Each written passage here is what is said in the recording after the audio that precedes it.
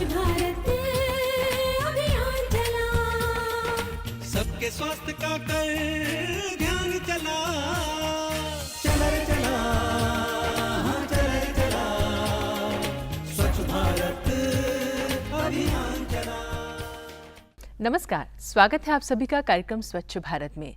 आपको ज्ञात ही होगा कि 16 से 22 मार्च तक राष्ट्रीय ग्रामीण पेयजल एवं स्वच्छता जागरूकता सप्ताह जो है वो मनाया जा रहा है। इसके तहत क्या कुछ किया जा रहा है, इसको समझने के लिए हमने आज अपने स्टूडियोज में आमंत्रित किया है 4 खास मेहमानों को, जिनसे हम जानेंगे ग्रामीण स्वच्छता को लेकर किस तरह की कोशिशें चल रही हैं। तो आइए सबसे पहले आपका परिचय करवाते हैं रूपक रॉय चौधरी जी से। रूपक जी, बहुत बहुत स्वागत आपका कार्यक्रम में। इसके अलावा हमारे साथ हैं दीपक शर्मा जी, आप गांव नारऊ से हैं, जिला बुलंदशहर। दीपक जी, बहुत बहुत स्वागत आपका भी।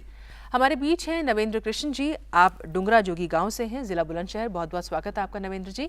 और साथ ही हैं पप्पू चौधरी जी, आप गांव डरौरा से हैं, आपका भी हार्दिक अभिनंदन। तो अगर हम बात करें, सबसे पहले हम दीपक जी अगर आपसे ही शुरू करें कि जब हम बात करते हैं गाँव की, तो वहाँ ये समझने की बहुत इच्छा होती है कि किस स्तर पर किस तरह का काम चल रहा है।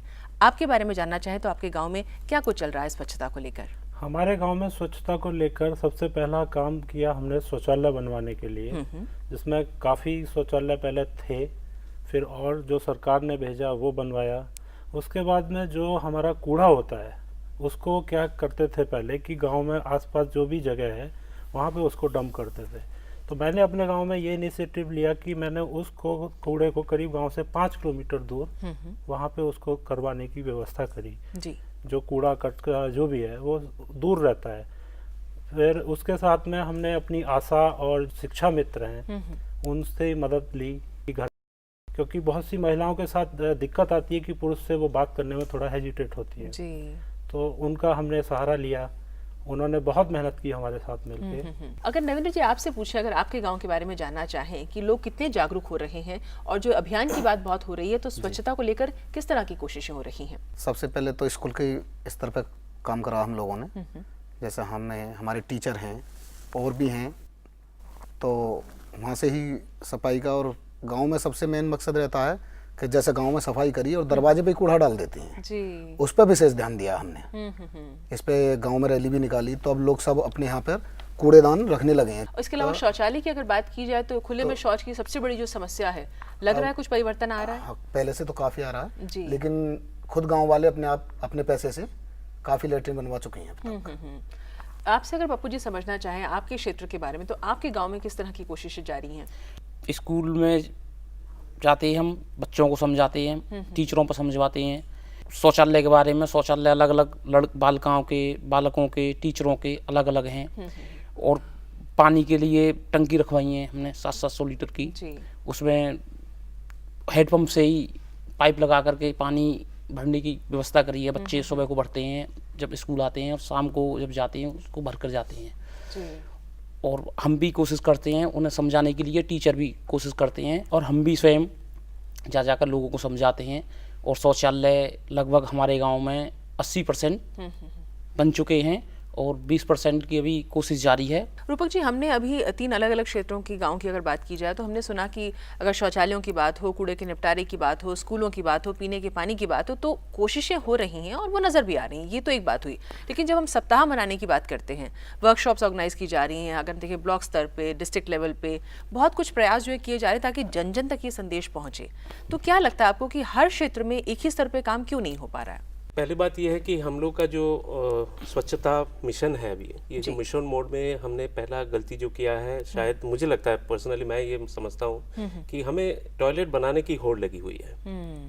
और जो लाइफ स्किल एजुकेशन हो या जो मानसिकता चेंज करने के बिहेवियर चेंज जो है उसके ऊपर शायद हम लोग इतना ध्यान नहीं दे रहे हैं जितने हम टॉयलेट बनाने के लिए दे रहे हैं। हर चीज़ में ये देखा जा रहा है कि हमने किया, हमने लोगों को समझाया। तो मैं ये चाहता हूँ कि अगर बिहेवियर चेंज के ऊपर हम लोग को ध्यान देना पड़े तो इसमें बच्चों को बहुत भारी मात्रा में शामिल करना पड़ेगा, क्योंकि बच्चे अगर बिहेवियर चेंज नहीं ला सकते हैं तो आप ये जो प्रेजेंट जनरेशन है हमारे जैसे आपके जैसे जो जनरेशन है इनको बदलने, इनके सोच बदलने के लिए हमें शायद उतना ही मेहनत करना पड़ेगा जितना शायद हमको पहले नहीं करना पड़ेगा जी। और अगर और उनके जो उम्रदराज लोग हैं जो बड़े हैं उनके लिए फिर और ज्यादा कोशिश करनी होगी, बहुत ज्यादा कोशिश करनी पड़ेगी। ऐसी बात नहीं है कि कोशिश नहीं हो नहीं हो रही है, मैं नहीं कह रहा हूँ कि कोशिश नहीं हो रही है, लेकिन ये भी तो देखिए कि पिछले जो हमारे निर्मल भारत अभियान था उसमें भी देखिए आप बिहेवियर चेंज के लिए ओनली 10% ऑफ द बजट रखा गया था। तो अगर बिहेवियर चेंज को आप नहीं करेंगे मेन मुद्दा, तो मुझे नहीं लगता है कि 2019 तक जो हमने सपने देख रहे हैं कि बनाने के लिए हर घर में शौचालय, हर विद्यालय में शौचालय, शायद ये संभव ना हो।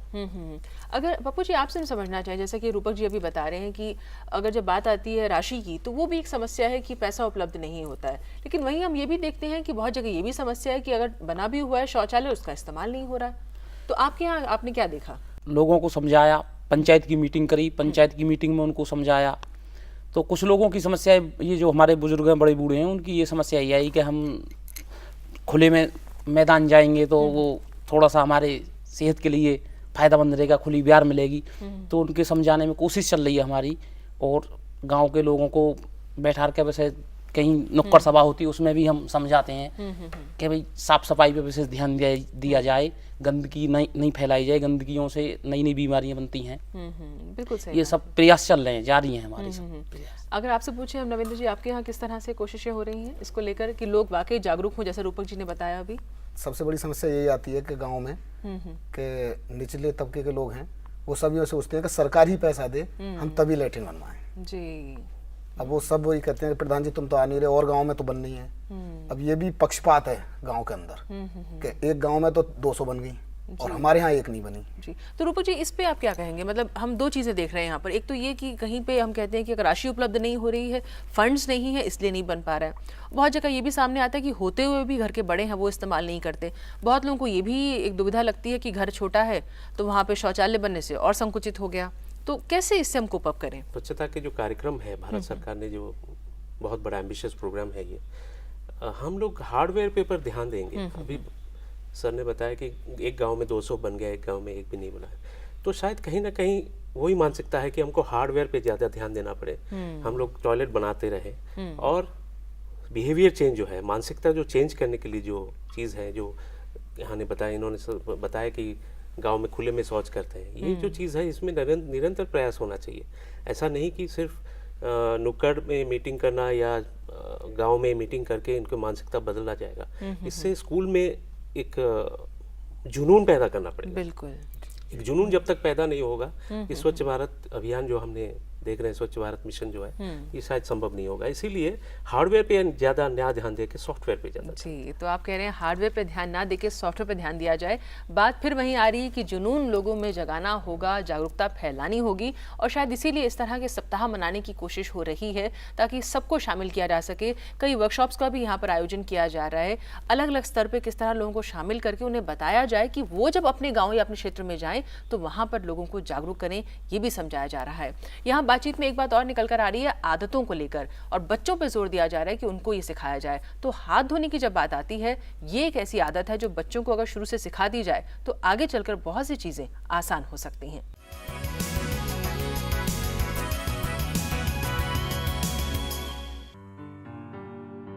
एक आंकड़ा कहता है कि ग्रामीण भारत में लोग अपनी कमाई का करीब 70 से 75% खर्च बीमारी के इलाज के लिए करते हैं। आंकड़ा यह भी कहता है कि इससे ग्रामीण क्षेत्रों की गरीबी में करीब 3.6% का इजाफा होता है। भारत में अतिसार, हेपेटाइटिस और अस्वच्छता से संबंधित अन्य बीमारियों से 5 साल से कम उम्र के करीब 1000 बच्चे रोजाना मौत की नींद सो जाते हैं। जी हां, अस्वच्छता के कारण। कभी सोचा है कि प्रकृति ने तो चारों तरफ सुंदर, मनमोहक छटा बिखेरी है, लेकिन हमने इस प्राकृतिक सौंदर्य को कितना कुरूप बना डाला है। मानव ने अपने बच्चों का पूरा जीवन, या यूं कहें कि अपना ही जीवन खतरे में डाल दिया है। इतनी गंदगी, इतना प्रदूषण और इतनी मौतें। लेकिन क्या स्वच्छता ना अपनाने की इतनी बड़ी कीमत हम चुकाते रहेंगे? क्या हमारे बच्चे यूं ही साल दर साल मौत के आगोश में जाते रहेंगे? नहीं, अब हम ये नहीं होने देंगे। बड़े क्या, बच्चे ही स्वच्छता की नई गाथा लिख रहे हैं। आज लगभग हर स्कूल में बच्चों को खाने से पहले और शौच के बाद साबुन से हाथ धोने का महत्व समझाया जाता है।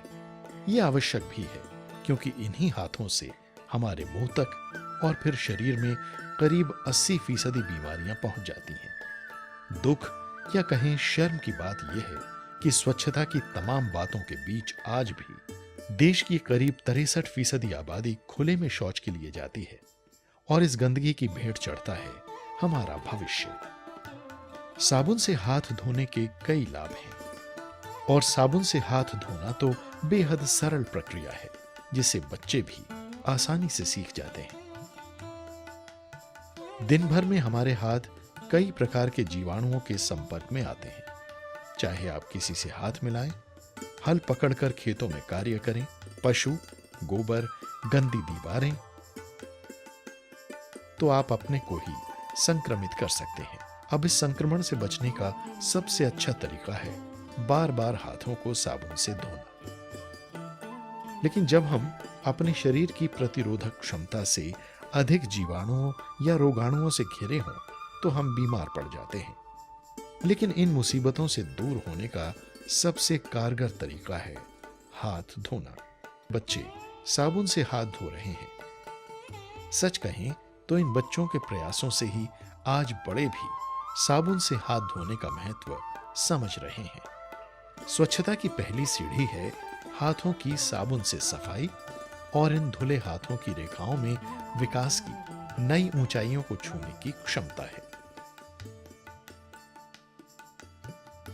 आज से और अभी से ही साबुन से हाथ धोने की आदत को अपनाएं और अपने व बच्चों के अच्छे स्वास्थ्य के साथ देश को भी स्वस्थ बनाने में सहयोग दें।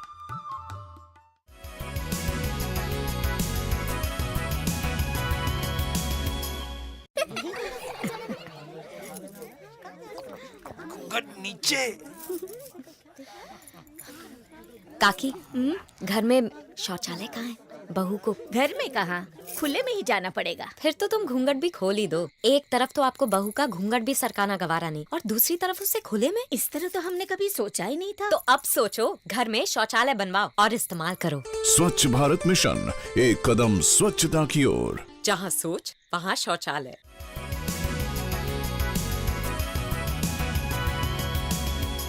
दीपक जी, जैसे हाथ धोने की बात चल रही है अभी, और स्कूलों में विशेषकर ये ख्याल किया जा रहा है कि बच्चों को ये सिखाया जाए ताकि वो घर जाके बड़ों को भी सिखाएं और वो समझें कि हाथ ना धोने से कितनी बीमारियां फैलती हैं, उनकी अपनी सेहत जो है वो ख़राब होती है। आपके यहाँ बच्चों की अगर बात की जाए तो क्या जागरूकता हाथ धोने को लेकर फैलाई जा रही है? बच्चा तो बहुत जल्दी पकड़ लेता है, लेकिन सबसे बड़ी समस्या आती है जब वो घर जाते हैं और अपने बाबा या किसी को समझाने की कोशिश करते हैं तो वो कहते हैं हम तो भैया पीली मिट्टी से हाथ धो के चल देते थे, तुम्हें पता नहीं क्या साबुन और ये और वो।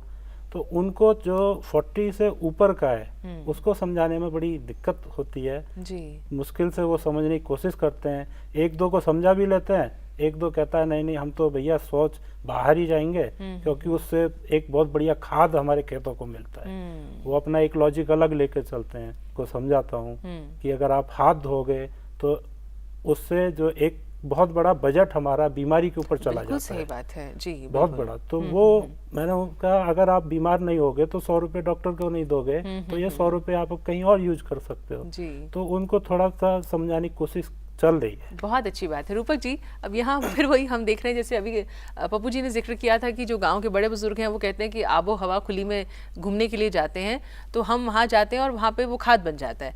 ये जो एक गलत परिपाटी है, गलत सोच है कि वो ये अपनी तो आबो हवा की चिंता कर रहे हैं, लेकिन जो वो गंदगी वहाँ फैला कर आ रहे हैं उससे पर्यावरण को कितना नुकसान हो रहा है, उनके बच्चों की सेहत को, ये शायद हम नहीं समझ पा रहे। वही बात दीपक जी कह रहे हैं। हाँ, दीपक जी की बात कहना सही है कि कोई ऐसे बुजुर्ग हैं जो सोचते हैं कि जैसे खाद पैदा कर रहे हैं, लेकिन कभी ये इनको पूछा जाए या इनके गांव के आंकड़े लिया जाए कि कितने गांव के कितने लोग बीमार पिछले दिनों पड़े हैं और वो बीमारी का कारण क्या था? क्या वो पानी से रिलेटेड था या गंदगी से रिलेटेड था। ये अगर आंकड़े लिया जाए तो आपको ज़रूर मिल जाएगा देश में कहीं में भी चले जाए तो खुले में शौच करने से किस तरह की बीमारी होती है और गांव में क्या इल इफेक्ट्स आता है। बिल्कुल। एक बात यहाँ पे भी मैं समझाना चाहता हूँ, बताना चाहता हूँ, ये स्वच्छता दूत से थे स्कूल कैबिनेट्स, शायद ये आप लोग को स्कूल में ये शुरू करना पड़ेगा, क्योंकि जब तक बच्चों को इस काम में शामिल नहीं करेंगे, क्योंकि एक बच्चा जो है अगर कोई बुजुर्ग को समझाता है शायद बुजुर्ग उससे कुछ सीखे, लेकिन अगर हम कोई समझाते हैं किसी बुजुर्ग को शायद हमारी बात को उतना अहमियत नहीं देते। तो मैं चाहता हूँ कि अगर बुलंदशहर में भी ऐसा कुछ किया जाए कि बाल स्वच्छता कैबिनेट्स हो, स्कूल कैबिनेट्स हो। हालांकि अभी हम जान रहे, दीपक जी बता रहे थे और आपने भी जिक्र किया कि इस तरह की जो आशा बहनों की बात करें और भी लोग जो हैं वो, एक और आपने नाम लिया यहाँ पर जिससे की कोशिशें तो हो रही हैं। हाँ, शिक्षा बिल्कुल, तो प्रयास हो रहे हैं, इसमें कोई दो राय नहीं है, लेकिन हाँ उसको गति देने की जरूरत है।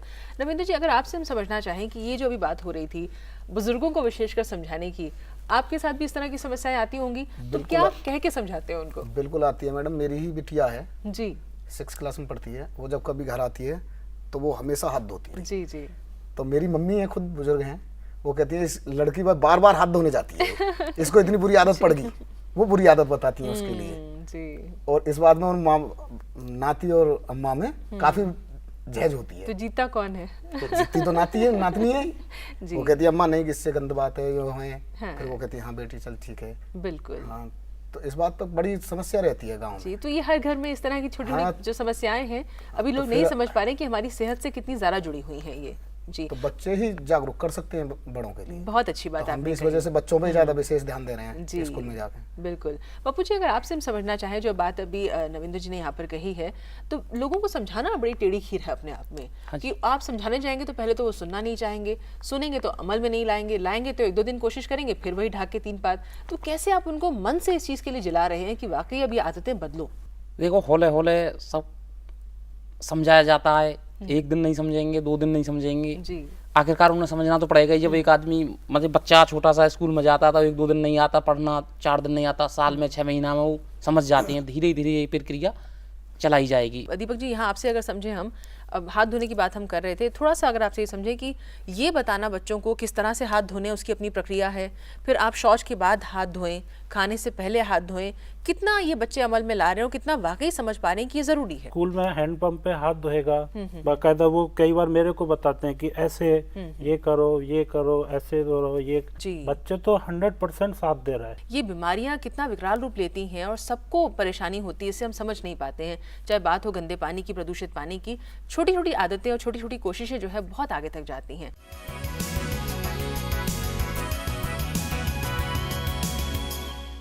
सोचिए, आज विकास की ओर तेजी से बढ़ते भारत में, वो भारत जो कई देशों के उपग्रह अंतरिक्ष में भेज रहा है, वो भारत जो विश्व में सबसे बड़ा दूध उत्पादक है, वो जो तेजी से उभरती अर्थव्यवस्था है जिस पर पूरे विश्व की निगाहें हैं, उसी भारत में आज भी जल जनित रोगों से करीब 3 करोड़ 8 लाख भारतीय ग्रस्त हैं।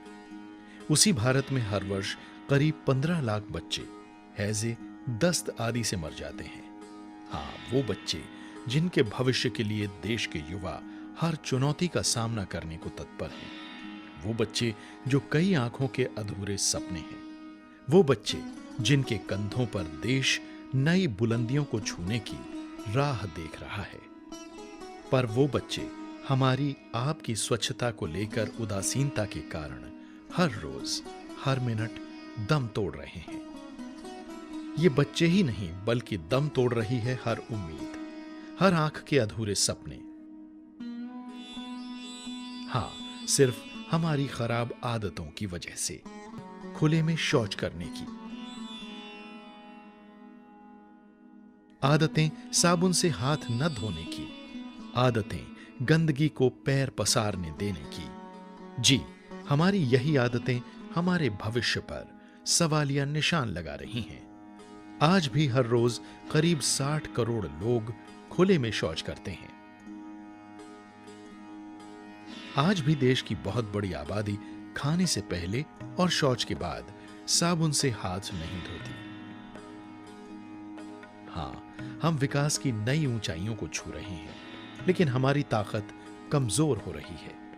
हाँ, हम समृद्धि की ओर बढ़ चले हैं, लेकिन आज भी लोग गंदगी में जीने और मरने के लिए अभिशप्त हैं। देश हर साल करीब 3 लाख करोड़ रुपए का नुकसान सिर्फ अस्वच्छता और गंदगी के कारण उठा रहा है।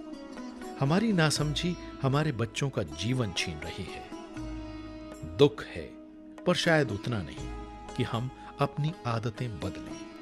होने दे नुकसान, मरने दे बच्चों को, लेकिन हम अस्वच्छता के खिलाफ जंग नहीं छेड़ेंगे। फिर सोचिए, हमें अपने लिए, अपने भविष्य और हर पल दम तोड़ रहे बच्चों के लिए बदलना होगा। बदलाव, एक सुनहरी सुबह का बदलाव, एक स्वच्छ शुरुआत का।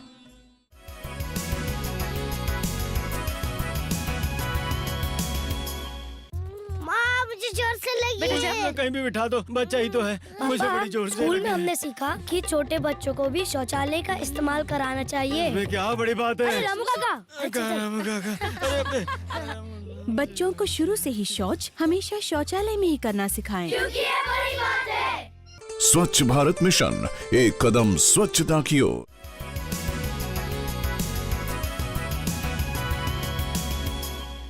तो बच्चों की स्वच्छता को लेकर बात हो रही है और बहुत अच्छा लग रहा है ये बातचीत करते हुए कि हम सिर्फ हाथ धोने तक उसको सीमित ना करें, उसमें नाखूनों को काटना हो। लेकिन अब थोड़ा सा रूपक जी, ये तो आदतों की बात हो रही है जो स्कूल के लेवल पे हो रही है, लेकिन स्कूल हो, घर हो, कहीं ना कहीं एक तारतम्य जो है बहुत ज़रूरी है। वरना बच्चे जो है उनको अगर प्रेरणा ना मिले नियमित रूप से तो वो कहीं ना कहीं टूटने लगते हैं। लेकिन अभियान जब हम कहते हैं और उसका जब लक्ष्य हमने रखा है तो उसको गति देना भी ज़रूरी है और प्रशासन और जन भागीदारी, वहाँ एक समन्वय ज़रूरी है। इसके लिए आपको क्या लगता है, क्या करना ज़रूरी है? जो समन्वय की बात आप कर रहे हैं, उसमें सबसे बड़ा चीज़ होता है सरकार को एक खुले मन से विचार करना पड़ेगा और सबको इसमें शामिल करना पड़ेगा।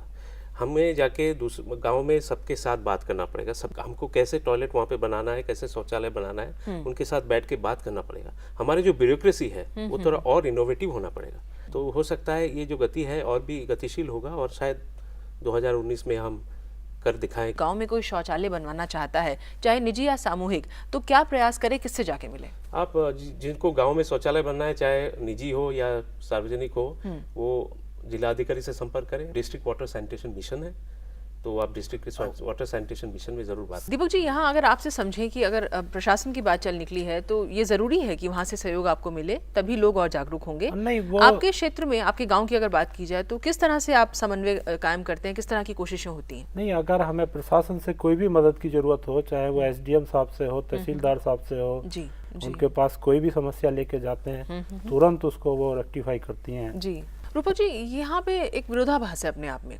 एक तरफ हम सुनते हैं कि अगर बनवाना है तो उसके लिए फंड्स अवेलेबल नहीं है। ऐसे बहुत से गांव हो सकते हैं जहाँ पे अभी तक लोगों को इसके बारे में जानकारी ही नहीं है।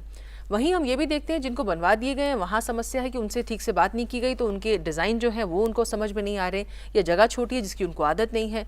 तीसरा एक पक्ष ये आ रहा है कि बन तो गए हैं, वो सिर्फ टारगेट पूरे करने की कोशिश है। कई जगह ऐसी भी एक जो चीज़ सामने आ रही है। तो क्या देखते हैं आप कि अगर हम अपने जब लक्ष्य की बात करते हैं स्वच्छ भारत अभियान की, इस तरह की जो बीच में लूप होल्स हैं, जो समस्याएं हैं, कैसे इनसे अब बाहर निकला जाए और आगे जो काम होना है उसमें इन बातों का खास ख्याल रखा जाए? शौचालय एक लग्जरी प्रोडक्ट को समझ, जैसे हम लोग टीवी खरीदते हैं बाजार पे, तो हम लोग हर तरह के टीवी को ढूंढते हैं कौन सा अच्छा है। तो उसी तरह अगर आपके घर में शौचालय चाहिए तो आपको खुद जागरूक होना पड़ेगा। और आपके जब भी कोई सरकारी इंजीनियर आते हैं कि शौचालय बनाने के लिए, वो जो डिजाइनिंग लेते हैं, जब माप लेते हैं, तभी उनको बताना पड़ेगा कि आपके चॉइसेस क्या है। तो मैं फिर भी कहता हूँ कि no one design is perfect. हमारे देश में बहुत सारे की चीज है, बहुत जगह है, किसी एरिया में जगह छोटा है, किसी एरिया में जगह बड़े है, तो डिजाइन लोकल ज्योग्राफिकल पैरामीटर्स को देखते हुए डिजाइन बनाना पड़ेगा। और इसीलिए ये लूपहोल्स बढ़ते जा रहे हैं। तो मैं उम्मीद करता हूँ कि सरकार आने वाले दिनों में ये सब चीज को ध्यान में रखेंगे और सही बात है जी। आप लोगों से बात करेंगे। अब हम लोग तो एक ही साथ काम करेंगे, तो सभी जगह स्वच्छ भारत मिशन पूरा। बिल्कुल। कृष्ण बिहारी नूर का एक बड़ा ही मशहूर शेर है, वो कहते हैं, यूं तो होते हैं दरिया में कतरे ही कतरे सब, यूं तो होते हैं दरिया में कतरे ही कतरे सब, कतरा वही है जिसमें कि दरिया दिखाई दे। बात जब हम करते हैं स्वच्छ भारत अभियान की तो सच बात है कि देश भर में काम हो रहा है, लेकिन ये कमाल हो कि अगर आप अपने क्षेत्र में इसको लेकर काम करवाएं और वो एक मिसाल बने। तो हम यही आशा करते हैं कि ये अभियान जो है साकार हो। और जो बात हुई ग्रामीण स्वच्छता की, जिसको लेकर ये सप्ताह जो है मनाया जा रहा है 16 से 22 मार्च तक, ये कहीं ना कहीं जो है इसको गति दे। इसी आशा के साथ आज के अंक में आपसे लेते हैं अनुमति, लेकिन उससे पहले करते हैं सभी मेहमानों का धन्यवाद। दीपक जी, रूपक जी, पप्पू जी और नवेंद्र जी, आप सबका बहुत बहुत धन्यवाद, आप कार्यक्रम में आए। और दर्शकों आपसे भी यही कहेंगे, कार्यक्रम के विषय में आप कुछ कहना चाहते हैं, कोई प्रतिक्रिया देना चाहते हैं, कोई सुझाव, कोई परामर्श, तो स्वागत है। पता वही है, स्वच्छ भारत, कमरा नंबर 625, दूरदर्शन केंद्र, दूरदर्शन भवन, फेज 2, मंडी हाउस, कॉपरनिकस मार्ग, नई दिल्ली 110001। हमारा ईमेल एड्रेस है sp@ddkdelhi.org.in। और अगर आप चाहें तो YouTube पे जाके हमारे स्वच्छ भारत के अंक दोबारा भी देख सकते हैं। तो फिलहाल के लिए नमस्कार।